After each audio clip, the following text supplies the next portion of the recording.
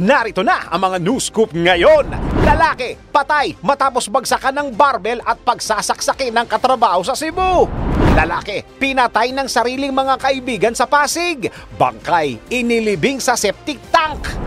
Lalaki sa Cavite, patay sa suntok ng sospek na laging binabasted. John Amores ng Northport, sangkot sa pamamaril sa Laguna. Interview ni Tony Gonzaga kina Carlos Yulo at Chloe San Jose. Tinanggal ng YouTube, ngunit muling ibinalik matapos i-edit. At Chloe San Jose, ibinulgar na mabilis manligaw si Carlos Yulo.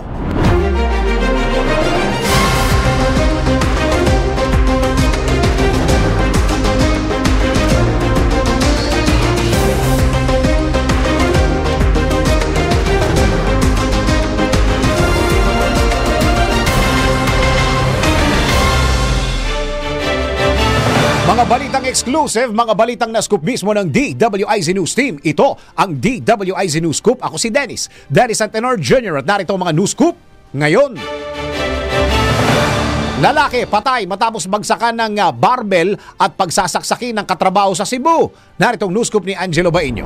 Babala, sensitibong balita. Kalunos-lunos ang nangyari sa isang lalaki matapos hampasin at saksakin ng ilang beses ng kanyang katrabaho sa isang poultry farm. Nangyari ang krimen sa bayan ng Balambaan, Cebu. Sa kuha ng CCTV, maririnig ang ungol ng biktima habang may isang lalaking nakapula ang naglalakad at kinuha ang man-made barbel na gawa sa semento. Ilang sandali lang maririnig ang pagbaksak ng barbel sa semento at ang iyak ng biktima. Hindi naman nagtagal, lumabas ulit ang lalaki at kinuha ang kutsilyo. Sabay balik sa kwarto. Dito pilit na nakiusap na itigil na ang pag-atake ng lalaki sa biktima na si Marhon Andaya. Matapos ang krimen, kaswal na naglakad paalis sa lugar ang sospek na kinilala na si Wenbei Dilima. Ayon sa otoridad, personal grudge ang tinitingnang motibo sa krimen. Naisugod pa sa ospital ang biktima ngunit idineklara itong dead on arrival dahil sa malalang pinsala na natamo nito. Nagsasagawa ng mga pulis ng manhunt operation para madakip ang sospek.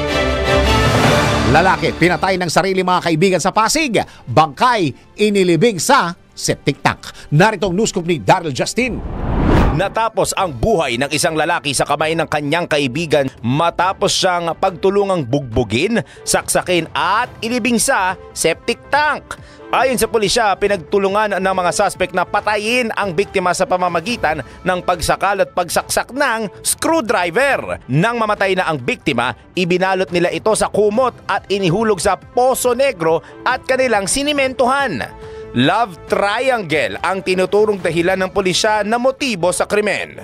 Lumilitaw din sa investigasyon na pinaghihinalaan ng mga suspect na nagsusumbong sa mga otoridad ang biktima kaugnay sa ginagawa nilang iligal na gawain. Nahuli naman ng otoridad ang 4 sa 5 suspect sa pagpatay sa biktima. Samantala, patuloy pa ang paghahanap sa natitirang salarin. Lalaki sa Cavite, patay sa suntok ng sospek na laging binabasted. Narito ang news scoop ni Judith Estrada Larino. Wala ng buhay nang matagpuan ng mga bystander ang isang lalaki sa Dasmariñas City sa Cavite.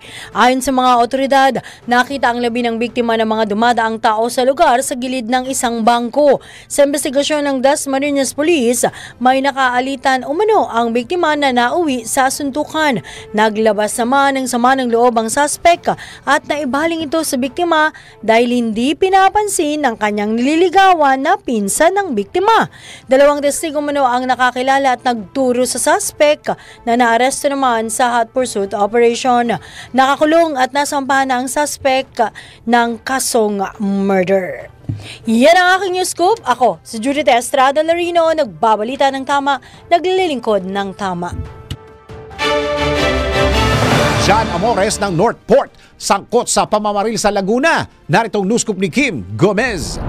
Nahaharap sa reklamong attempted murder ang PBA player na si John Amores matapos masangkot sa insidente ng pamamarila sa kalsada sa Lumban, Laguna. Sa ibinahaging CCTV footage ng Lumban PNP, angkas sa motor si Amores at bumaba. Aakalaing may bibilin lang ito sa lugar pero bigla itong nagpaputok ng barila sa isang lalaking patawid sa kalsada na napag-alaman na nakaaway niya sa isang basketball game. Tila gigil na gigil si Amores Amores at nais niyang patayin ang biktima dahil kahit na kumaripas ng takbo ang target nito, tuloy-tuloy pa rin ang pagsunod at pagpapaputok ng sospek dito. Maswerte namang nakaiwas ang biktima sa mga bala ni Amores. Sa investigasyon ng pulisya, nakainitan umano ni Amores ang biktima nang maglaro ng basketball sa barangay Salak at naghamunan ng suntukan sa ibang lugar. Hindi naman nagtagal, sumuko rin si Amores sa kanyang ginawang krimen at naharap sa kasong attempted murder at iba pang posibleng kaso kasama ang kanyang kapatid sa nangyaring pamamaril. Matatandaan na ang PBA player noong 2022 kung kailan siya player ng Jose Rizal University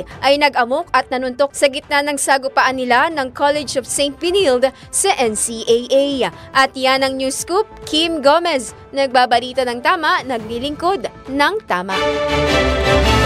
Grade 9, sugatan matapos saksakin ng grade 11 student sa Navotas. Naritong news scoop ni Ralph de la Cruz. Sugatan ang isang grade 9 student matapos nasaksakin ng isang grade 11 student sa Navotas City. Kinilala lamang ng otoridad ng mga estudyante na sina alias Kim, 16 anyos at alias John, 15 anyos. Ayon sa Navotas City Police, nakatanggap sila ng tawag mula sa isang concerned citizen na nakasaksi kaya agad na rumesponde ang mga ito sa lugar, kung saan nakita nito ang away ng dalawa na humantong pa sa pananaksak ni John kay Kim. Na-recover kay John ang isang kitchen knife na pinaniniwala ang kanyang ginamit sa pananaksak sa kapwa estudyante. Lumalabas sa investigasyon na matagal na umanong may alitan ng dalawa. Sa ngayon, nagpapagaling na sa ospital mula sa mga natamong saksak ang biktima habang nasa kustudiya na ng pulisya ang sospek at nakatakdang ilipat sa kustudiya ng DSWD dahil ito'y menor de edad pa. Yan ang aking news scoop. Ako si Ralph de la Cruz. Nagbabalita ng tama, naglilingkod ng tama. Hepe ng pulisya sa Eastern Samar, sugatan matapos tagain. Naritong news scoop ni Judith Estrada Larino. Sugatan ang hepe ng pulisya ng bayan ng Hipapad sa lalawigan ng Eastern Samar matapos pagtatagain ng isang 37 anyos na magsasaka sa loob ng himpila ng pulisya. Ayon sa mga otoridad, nakaupo sa labi ang biktimang si Lieutenant Norben Carbonera nang biglang sumulpot ang suspect at inatake ito. Mabilis naman ang kilos sa mga kabaro ng biktima at binarilang suspect. Kapwa dinala ang biktima at suspect sa ospital para lapatan ng lunas. Nagtamo si Carbonera ng mga sugat sa iba't ibang bahagi ng katawan. Sa kasamaang palad, di na umabot ng buhay sa ospital ang suspect. Yan ang aking news scoop. Ako, si Judith Estrada Larino, nagbabalita ng tama, naglilingkod ng tama. 1.7 million pesos na halaga ng ecstasy na kumpiska sa 3 high-value target sa Laguna. Naritong news scoop ni Arman Cambe. Agency PIDEA at Laguna PNP Intelligence Operatives ang isang online seller at part-time model sa isang buy-bust operation sa barangay San Francisco, Binyan, Laguna kagabi. Kinilala ni Police Brigadier General Paul Kenneth Lucas, Calabarzon Police Director, ang mga suspect na sina Marvin Claridad, 28 anyos, binata isang online seller at residente ng Bacoor City sa Cavite, at si Daisy Dumale, 20 anyos, ng Camarin, Caloocan City. Ang dalawa ayon kay Brigadier General Kenneth Lucas ay kapwa mga high-value target ng PNP Calabarzon. Nadakip ang dalawa ng magpanggap na future buyer ang isang tauhan ng Binyan Police Station na naging sani sa pagka-aresto sa mga ito. Tinatayang nasa mahigit na 1,000 pares ng ecstasy ang nakumpiska sa dalawa na nagkakalaga na 1.7 million pesos. Arman Cambe mula Calabarzon, nagulat para sa Impila, may todo lakas. DWIC nagbabalita ng tama, naglilingkod ng tama. Interview ni Tony Gonzaga kina Carlos Yulo at Chloe San Jose tinanggal ng YouTube, ngunit muling ibinalik matapos si Edith at Chloe San Jose ibinulgar na mabilis manligaw. Si Carlos Yulo, alamin sa iSpotted Report ni Anton.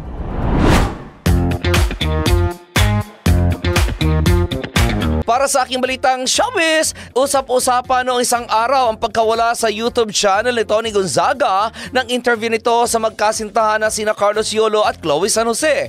Nangyari na sabing interview noong September 22 kung saan matapos lamang ang 2 araw ay umakot ito na mahigit 2 milyong views. Ngunit noong September 24 ng gabi ay bigla na lamang ito nawala sa YouTube. Hula ng mga netizen, marami nag-report sa nasabing interview dahil hindi matanggap ng mga nakapanood ang patuloy na pambabaliwala ni Carlos sa kanyang pamilya. Kahit si Tony ay dinagsari ng pambabatikos dahil sa pagbibigay nito ng limelight kina Carlos at Chloe ng mga feeling righteous o mano. Maaari naman daw si Carlos lang at ang coach nito, pero bakit daw isinama pa si Chloe? Ngunit makalipas lamang ilang oras ay muli itong napanood sa YouTube, pero hindi na ito ang original interview ni Tony dahil may mga part dito na na-edit na. Sa Facebook account ng Tony Talks ay naglabas ng payag si Tony kung saan sinabi nito na nagkaroon lamang ng technical issues kaya't nawala ito sa YouTube.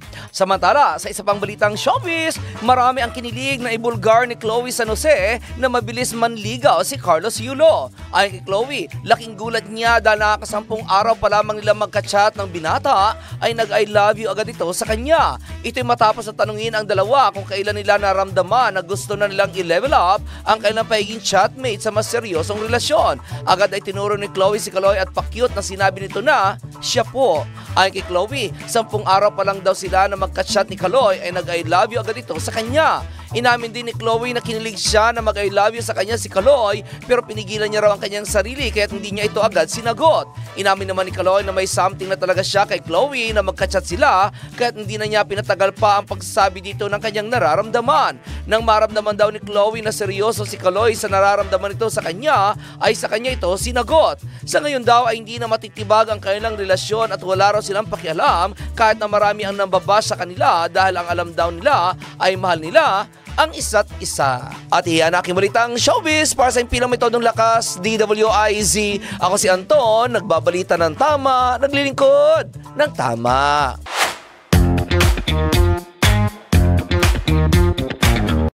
Huwag pahuhuli, huwag papayag na wala kang alam kapag viral na, kapag trending na. Alam agad sa DWIZ News Feed. 12 senatorial candidates sa ilalim ng alyansa para sa bagong Pilipinas. Ipinakilala na ni Pangulong Ferdinand Marcos Jr. Ilang lugar sa Quezon City at Taguig nakaranas mawala ng tubig dahil sa maintenance ng Manila Water Philippines. Higit 6.3 trillion pesos na panukalang pambansang pondo para sa 2025 na ipasa na sa Kamara. Alice Guo, pinangalanan na ang isang importanteng tao sa likod ng mga iligal na pogo. MMDA planong maglagay ng bus lane at tunnel sa Commonwealth Avenue sa Quezon City para maibsan ang mabigat na trapiko. Huwag pahuhuli, huwag papayag na wala kang alam kapag viral na, kapag trending na. Alam agad sa DWIZ News Feed. Sa pagbabalik ng News Scoop, 1.7 million pesos na halaga ng ecstasy na kumpiska sa 3 high-value targets sa Laguna. Kumita sa paggawa ng CapCut template. Alamin ang diskarte sa raket. Totoo nga bang magkaka-kidney stones ka kapag uminom ng vitamin C supplements? Tara, let's prove it! Paano tanggalin ang watermark sa mga video gamit ang artificial intelligence? Alamin sa DIY Do It Yourself. Illegal na ni-record ang usapan nyo? Nako, bawal ito! Singer na si Dulce, walang pinagsisisihan sa mga pagkakamali niya sa pag-ibig. May entrata, irarampa sa Paris Fashion Week ang mga gawa ni Leo Almudal. Maris Racal, pinalitan agad si Rico Blanco. At Korean actor na si Kim Jisoo, nag-e-enjoy sa kanyang bagong career dito sa Pilipinas.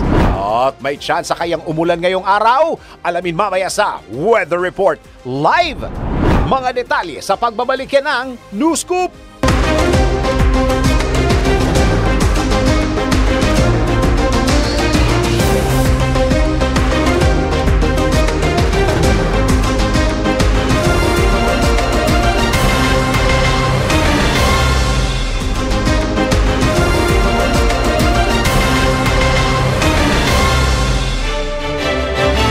Apat na nawawalang vendor mula sa Masantol, Pampanga na naglayag sa Palawan napadpad sa Sabah, Malaysia. Naritong news scoop ni Johnny Gole. Natagpuan na nga buhay itong apat na vendor sa napawang taga Masantol, Pampanga na naiulat na nawawala habang naglalayag sila sa lulan sa maliit na bangka sa karagatan ng Palawan noong September 10. Sila ay napadpad ayon dito sa ulat sa baybaying dagat na sakop naman ng Sabah, Malaysia. Ayon dito sa report ng Philippine Coast Guard Palawan, sila ay nakilalang sina Rabin Punla, 29, John Lloyd Turla, 21, Russell Manansala, 29 at Albert Binihola Mendoza, 42, pawang mga nagtitinda ng mga kasangkapang bahay at damit sa nasabing probinsya. Kinumpirma naman ito si Masantol Councilor Bahon Lakap ang pagkakasagip nga dito sa apat sa Sabah, Malaysia. Sa initial na nakuhang impormasyon nitong si Councilor Lakap, inabutan umano ng sama ng panahon itong grupo habang naglalayag nga lulan sa kanilang maliit na motorboat. Dala itong mga damit at mga kasangkapang bahay na kanilang ititinda sana sa Palawan dahil sa malalaki at malalakas umanong alon kaya nasira itong kanilang sinasakyang bangka, kaya napadpad sila sa nasabing lugar na sakop nga ng Sabah, Malaysia. Isa sa kanila yung nagtamo ng minor injuries ng bumangga umano yung sinasakyan nilang motorboat sa iba pang mga bangka sa nasabing probinsya.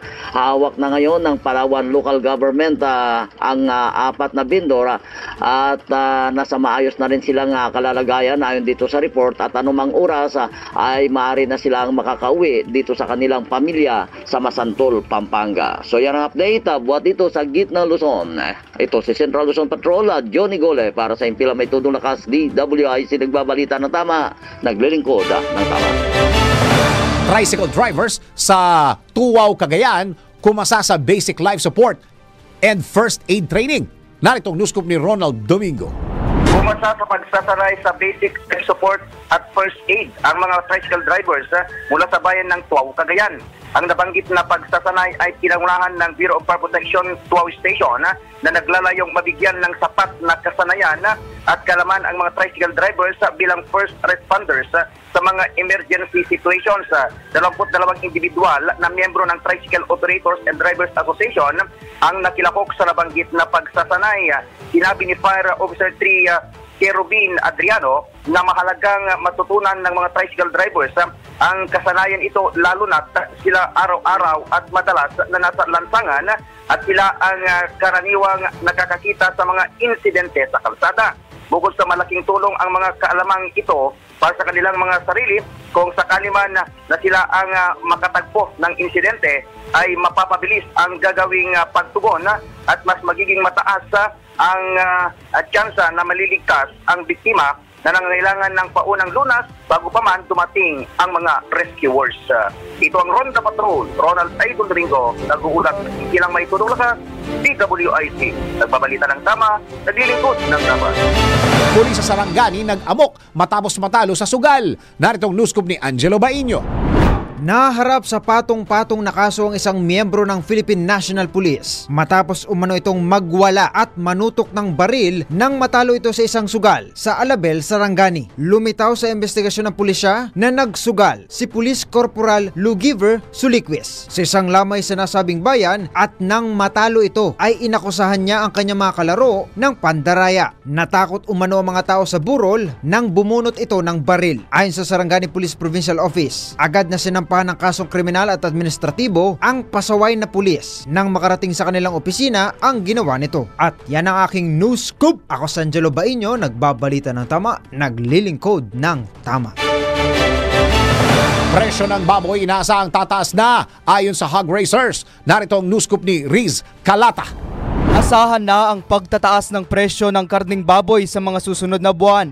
Ito ayon sa Pork Producers Federation of the Philippines o ProPork ay dahil sa pagtaas ng demand nito ngayong papalapit na ang Kapaskuhan. Paliwanag pa ni ProPork President Rolando Tambago, kahit na mababa ang farm gate price ng baboy, kapag nakarating na ang produkto sa merkado sa pamamagitan ng mga trader at retailer, maaari itong ibenta ng 380 pesos hanggang 400 pesos. Gayunman, umaasa pa rin ang ProPork na hindi malaki ang itataas ng presyo ng baboy. Samantala, tiniyak naman ni Tambago na sapat pa rin ang supply ng baboy dahil mababa ang demand para dito noong mga nakaraang buwan dahil sa African swine fever. At iyan ang news scoop. Ako si Riz Galata, nagbabalita ng tama, naglilingkod ng tama. Irregularidad sa DepEd ibinunyag ng isang dating opisyal. Naritong news scoop ni Geraldine Duinog. Ibinunyag ng isang dating opisyal ng Department of Education ang sinasabing irregularidad sa departamento sa ilalim ng pamumuno ni Vice President Sara Duterte. Ayon kay dating DepEd Undersecretary Gloria Humamil Mercado, pinuwersa siyang mag-resign ni Undersecretary Zuleika Lopez matapos niyang questionin ang procurement ng computerization program ng kagawaran. Bukod pa rito, isinawalat din ni Mercado na nakatanggap siya ng mga envelope na naglalaman anya ng pera noong nanunungkulan pa siya sa DepEd. Matatandang itinalaga ni Pangulong Ferdinand Marcos Jr. si Mercado bilang DepEd Undersecretary matapos irekomenda ni Vice President Sara Duterte noong 2022. At yan ang news scoop. Ako si Geraldine Duinog, nagbabalita ng tama, naglilingkod ng tama. Kombinasyong tama, malaki ang tama. Makinig mabuti dahil babanggitin na ng DWIZ. Announcer ang tamang kombinasyon ng letra at numero. DWIZ. Numero panalo. Hatid ng Bingo Plus. Bingo sa saya, plus sa panalo. Ready na ba kayo mga ka-Bingo Plus sa ating DWIZ Bingo Plus numero panalo? Meron kang chance manalo ng 1,000 pesos, 500 pesos kapag tama ang 5 combinations at another 500 pesos kapag meron kang Bingo Plus app. Simple lang manalo. Kailangan lamang abangan ng 5 letter and number combinations sa mga programa ng DWIZ at i-text ang sagot sa 0960-880-6424 kasama ng inyong pangalan, /edad, /address, /5 combinations of the day at ang last combinations for today sa letrang G, 49 at O, 64. Pwede mo nang i-text ang 5 combinations na nakuha ninyo sa mga programa kanina umaga hanggang hapon dito sa DWIZ at malay mo, ikaw na ang manalo ng instant pa premyo sa Bingo Plus numero panalo. Pag bingo sa saya, plus sa panalo. Kung nakalima ka na, pwede mo nang isend sa text number na binigay ng DWIZ announcer o kaya i-PM na sa DWIZ Facebook. Kung hindi pa, wait pa ng ibang kombinasyon hanggang makumpleto ang 5 numero panalo. Hatid ng Bingo Plus. Bingo sa saya, plus sa panalo. Singer na si Dulce walang pinagsisisihan sa mga pagkakamali niya sa pag-ibig. At may entrata, irarampa sa Paris Fashion Week ang mga gawa ni Leo Almodal. Alamin sa iSpotted Report ni Anton. Para sa aking balitang showbiz, inamin ng singer na si Dulce na matindi siya kung umibig. Sinasabihan nga raw siya ng kanyang mga anak na sobra pa siya sa bakla kung magmahal dahil bigay todo talaga siya.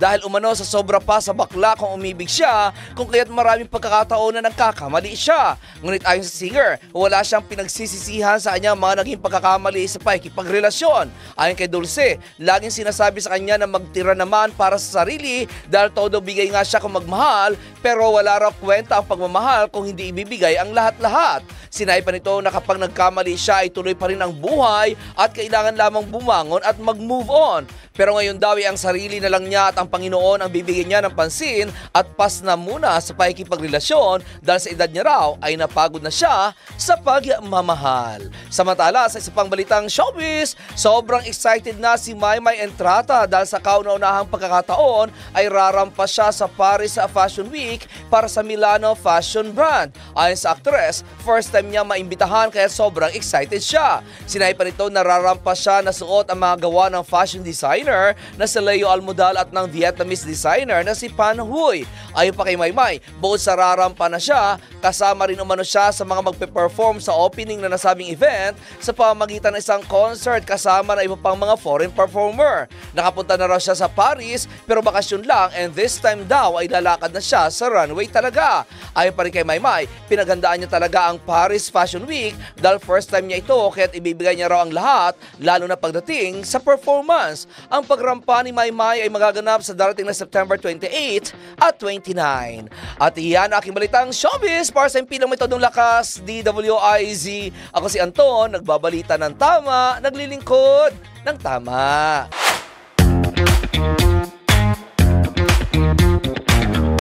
Huwag pahuhuli, huwag papayag na wala kang alam kapag viral na, kapag trending na. Alam agad sa DWIZ News Feed. Pagpasa sa waste to energy bill, pinapriority ni PBBM. Panukalang batas na mag-aamyenda sa rice tarification law, pinagtibay na ng Senado. Ikatlong nationwide simultaneous earthquake drill isinagawa na. Dating PNP Chief Benjamin Acorda Jr. nanindigang walang kinalaman sa operasyon ng iligal na pogo. Pagtanggal sa single period of confinement policy, lusot na sa Benefits Committee ng PhilHealth. Huwag pahuhuli, huwag papayag na wala kang alam kapag viral na, kapag trending na. Alam agad sa DWIZ News Feed. Iba pang mga balita sa pagbabalik ng News Scoop.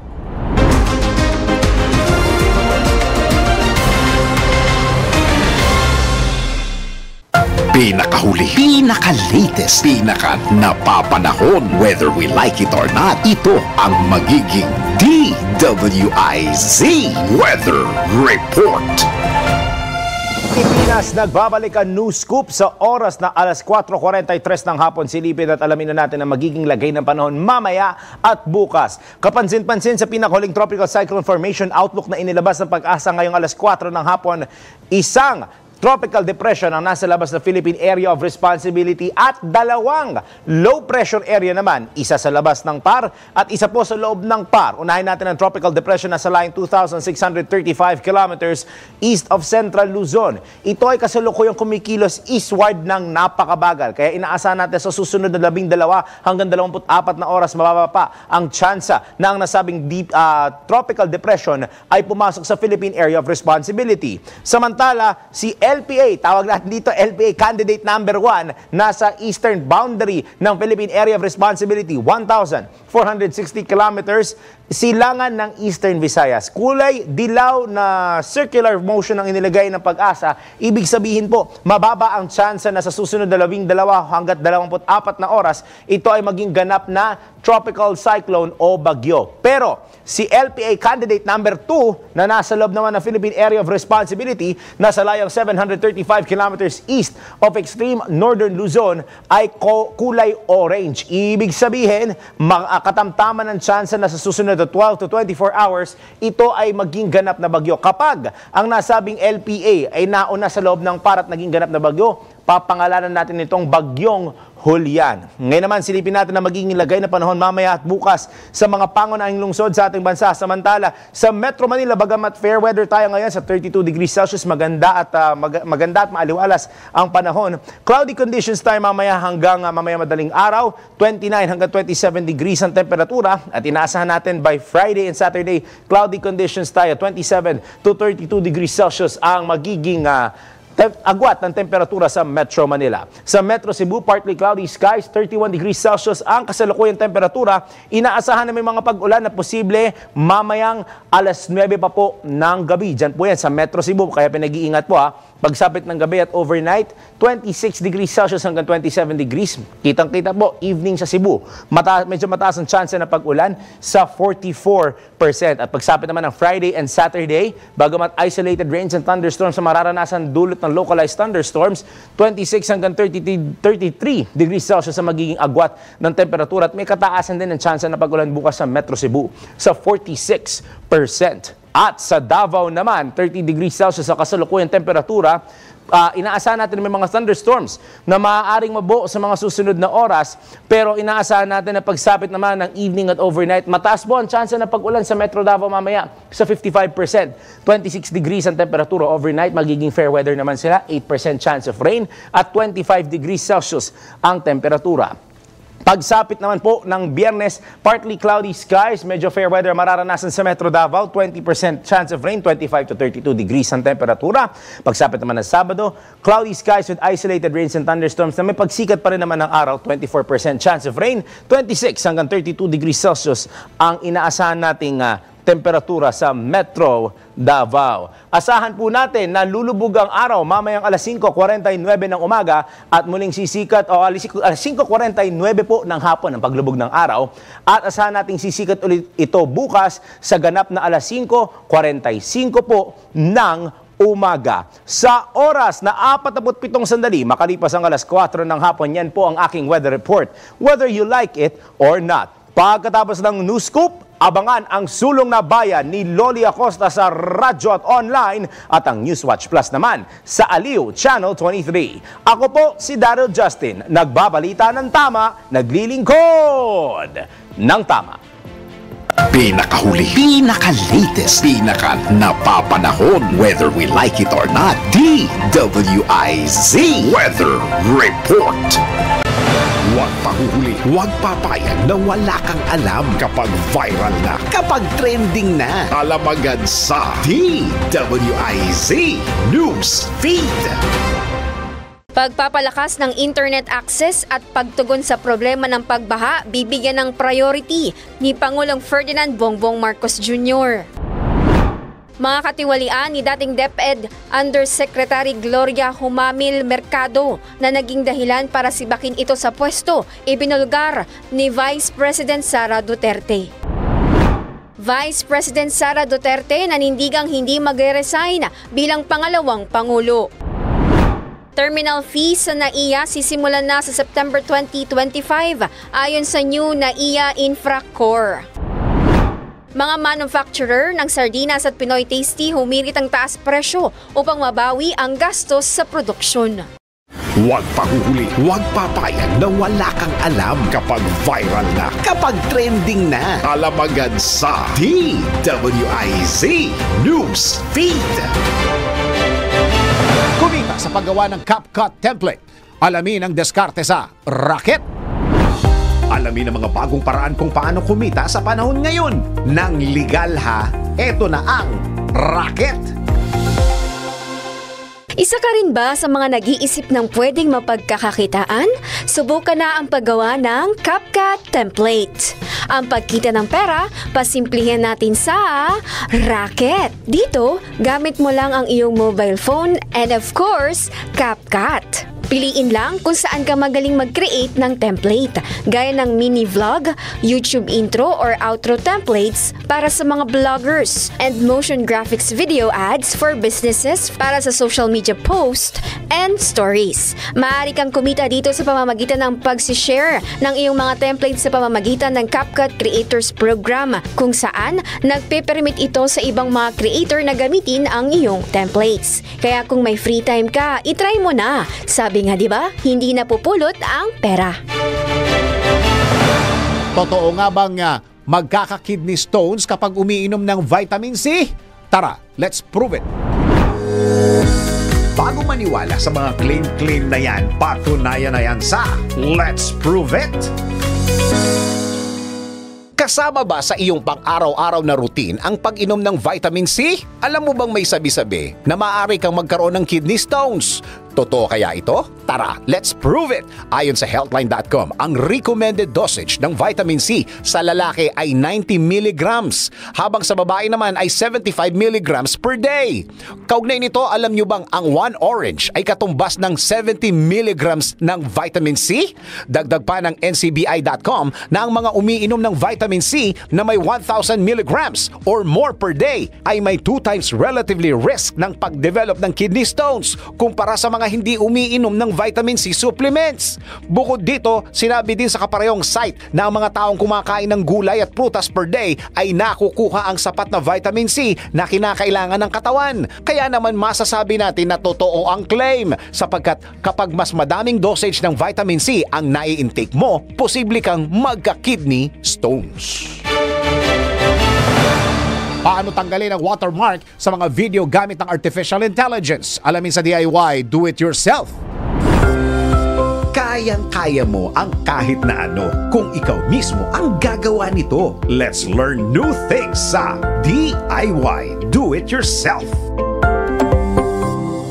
Kung minsan mayroong objects o elements sa mga video na hindi naman kinakailangan at para matanggal mo ito ng libre sa Artificial Intelligence o AI ulit tayo dedepende. Narito kung paano. Una, buksan mo ang browser at tumungo ka sa website na media.io. Ikalawa, hanapin mo ang AI watermark remover at i-upload mo ang video na nais tanggalan ng watermark. Ikatlo, gamitin mo ang brush tool at i-highlight mo ang watermark na buburahin. Pagkatapos, ang remove objects na button ay iyo lamang pindutin. Gets mo ba? Sige nga, do it yourself. Illegal na ni-record ang usapan ninyo? Aba, may katapat na consequence yan. Alamin sa NBI. Naku, bawal ito. Alamin kung bawal o hindi. Dahil kung di mo alam to, kaso ang kakaharapin mo sa NBI. Naku, bawal ito.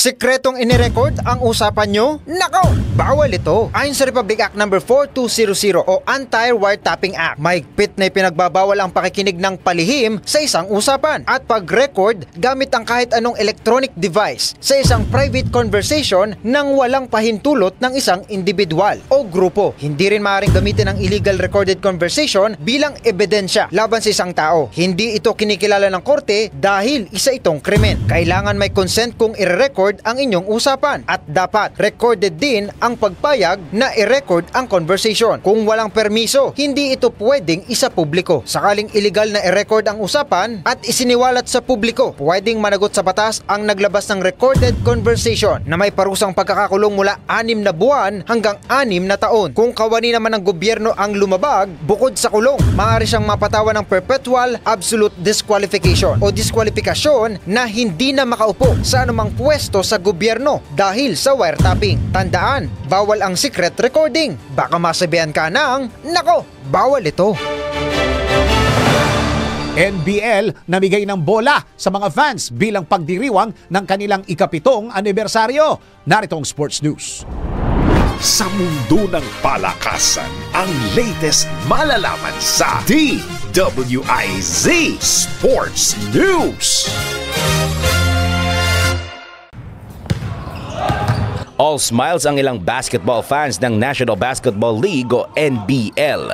Bilang bahagi ng kanilang ika-7 anibersaryo, namigay ng 7 bola ng basketball ang NBL. Ang nasabing bola ay ang official ball na ginagamit ng liga sa kanilang mga laro. Mismong si NBL Executive Vice President at Commissioner Rose Montreal ang nagbigay ng mga nasabing bola sa ilan sa mga winners ng kanilang contest. Ikinatuwa ito ng mga fans at lalo na ng mga nanalo na patuloy na tumatangkilik sa liga. Patuloy pa rin ang mainit na basketball action na ginaganap sa 2024 President's Cup ng NBL na matutunghayan ng live at exclusive sa Aliw Channel 23 nationwide. At yan ang Sports News. Ako si Daryl Justin, nagbabalita ng tama, naglilingkod ng tama. Maris Racal, pinalitan agad si Rico Blanco at Korean actor na si Kim Ji-soo nag-e-enjoy sa kanyang bagong karir dito sa Pilipinas. Narito ang eye-spotted report ni Anton. Para sa aking balitang showbiz, viral ngayon ang isang picture kung saan makikita sina Maris Racal at ang kanyang collab team na si Anthony Jennings. Pinag-usapan ang nasabing picture dahil sa naka-couple shoes ang dalawa nang maispata na pareho naka-Adidas black and white samba ang mga ito. Sa nasabing picture, makikita rito ang dalawa na nakaupo sa hagdan. Makikita rin sa nasabing picture ang magkasinta na sina Richard Gutierrez at Barbie Imperial. Ang nasabing picture ay unang in-upload ng controversial na social media influencer na si Sian Gaza kung saan makikita ang komento nito na nice shoes. Sa comment section ay nagkomento naman ang Facebook user na si Like Her Personal Essentials kung saan muli nitong ibinalik ang naging pahayag noon ni Maris nang aminin nito sa isang press con na hiwalay na sila ni Rico Blanco. Sa pagbubulgar nito ay sinabi ni Maris na walang third party na involved resolve at hindi raw totoo ang balita nagkakamabutihan na sila ni Anthony kaya hindi ito ang dahilan ng kanilang breakup. Pero dahil sa paglutang na nasabing picture ni na Maris at Anthony na naka-couple shoes, kung kaya't naniniwala ang mga netizen na ito ang dahilan, kaya tiniwalayan ito ni Rico. Samantala, sa isang pang balitang showbiz, tila wala nang balak bumalik pa sa kanyang bansa sa Korea ang aktor na si Kim Jisoo. Ito'y dahil nag-i-enjoy ito ngayon sa kanyang career dito sa Pilipinas kung saan dagsa ang offer dito. Kamakailan ay pumirma na ito ng kontrata bilang bagong talent ng GMA Sparkle. Unang napanood si Kim sa action series na Black Rider kung saan dumalo rin ito sa GMA Gala 2024. Kasama na rin ito sa pelikulang Mujigay kasama sina Rufa May Quinto at Alexa Ilacad. Dahil sa dami ng proyekto ng South Korean actor sa Pilipinas, kung kaya't hindi pa nito naiisip na bumalik na ng kanyang bansa. At iyan aking balitang showbiz para sa impilang metodong lakas, DWIZ. Ako si Anton, nagbabalita ng tama, naglilingkod ng tama. At bago tayo paalam tayo muna magpatama quote of the day, huwag kang maniwala sa promise. Eggplant nga, walang egg eh, di ba? Bato-bato sa langit ang tamaan. Awit! Tuloy lang ang panonood, pakikinig sa mga balitang tuloy-tuloy lang nangyayari. Tutukan ng DWIZ News, DWIZ News FM Regional at manood ng live sa Aliw Channel 23. Mag-like at subscribe sa lahat ng mga DWIZ Digital News accounts, Facebook, YouTube, DWIZ News app at news website, DWIZ TikTok at DWIZ X account. Ako si Dennis Antenor Jr. Nagbabalita ng tama, naglilingkod ng tama. Uy! Mga balitang scoop exclusive! Mga balitang nangyayari pa at gusto mo malaman kung ano na ang latest scoop. Mga balitang hindi mo dapat bitawan at kailangan ng tutok. Mababalitaan lahat, hagip lahat sa DWIZ News Scoop! Naka-live sa Aliw 23 Free TV. Naka-live din sa DWIZ News. Naka-live din online. DWIZ Facebook, YouTube at DWIZ News website. Samahan ang buong puwersa ng DWIZ News and Research Team sa paggalugad sa buong bansa at buong mundo ng balita at impormasyon. DWIZ News Scoop! Maki-scoop 4 p.m. Monday to Friday kasama si Dennis Antenor Jr. DWIZ News Scoop! Bahagi pa rin ng inaabangan tuwing hapon sa DWIZ News Hapon Highlights. Nagbabalita ng tama, naglilingkod ng tama.